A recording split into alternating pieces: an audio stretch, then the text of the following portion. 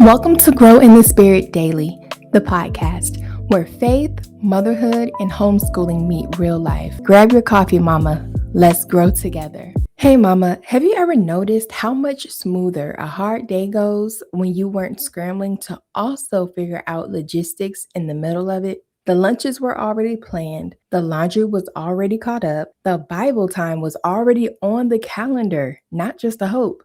And when the hard moment came, the meltdown, the interruption, the unexpected, you had margin to actually handle it because you weren't also drowning in the small stuff. That's not luck. That's not just having it together.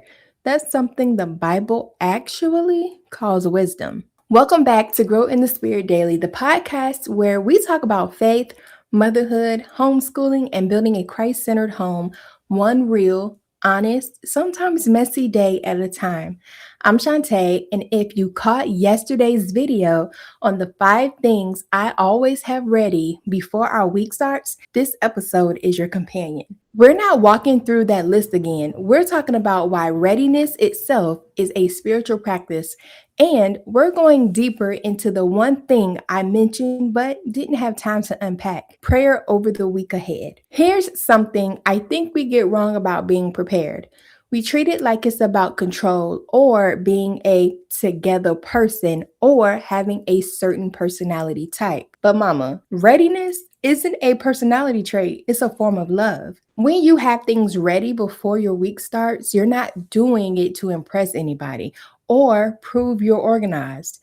You're doing it so that when your family needs you, really needs you, in the hard moment, you have something left to give. Readiness isn't about you, it's about them. Let's sit in Proverbs 21:5 together. The plans of the diligent lead surely to abundance, but everyone who is hasty comes only to poverty. I love the honesty of this verse. It doesn't say the diligent person's plans lead to a perfect week with no problems.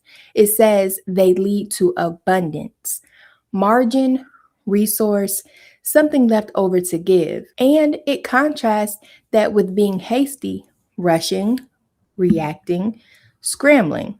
Not because hasty people are lazy, but because they're always spending their energy putting out fires instead of building something ahead of time. Diligence biblically was never about hustle, it's about stewardship. Using today's calm to prepare for tomorrow's storm so you're not caught empty handed when it comes. So here's what I want to hand you today. The things you prepare in advance are actually acts of faith, not just acts of organization. When you meal prep before a busy week, you're saying, I trust that Tuesday's chaos is coming, and I want to meet it with peace instead of panic. When you check your curriculum for supplies ahead of time, you're saying, I want to be ready to teach, not scrambling mid-lesson. Every single thing you prepare ahead of time is a quiet declaration.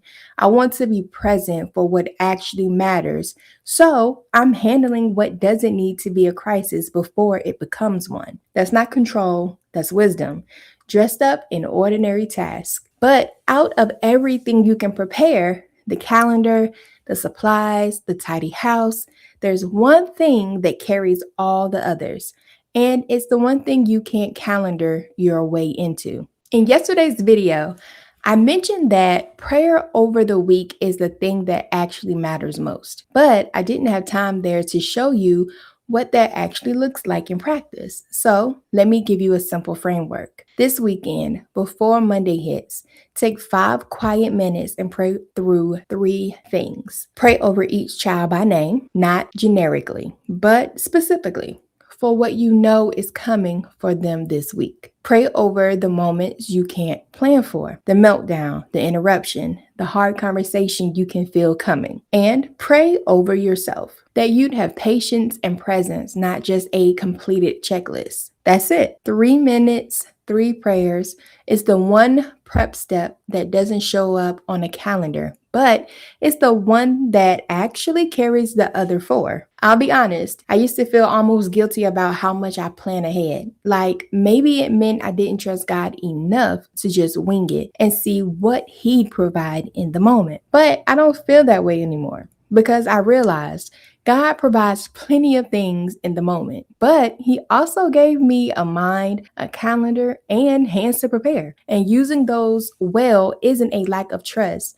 It's stewardship of what He's already given me. And the prayer part, that's what keeps all the preparing from turning into striving. Before I let you go, head over to the Facebook community and tell me, when you pray over your week, what do you find yourself asking God for most? I love to hear that. And honestly, I think it'll encourage other mamas to hear what you're carrying to Him too. And if you want a tool to help you build a rhythm like this into your homeschool week, the Biblical Homeschool Planner is built exactly for that. I'll leave the link in the show notes. Next week, we're talking about the wisdom we wish we'd known before we started and why God actually delights in giving it to us when we simply ask. Make sure you're subscribed so you don't miss it. Until then, mama, get ready today so you can be present tomorrow. This has been Grow in the Spirit Daily, the podcast. Go grow. I'll see you next week. Bye.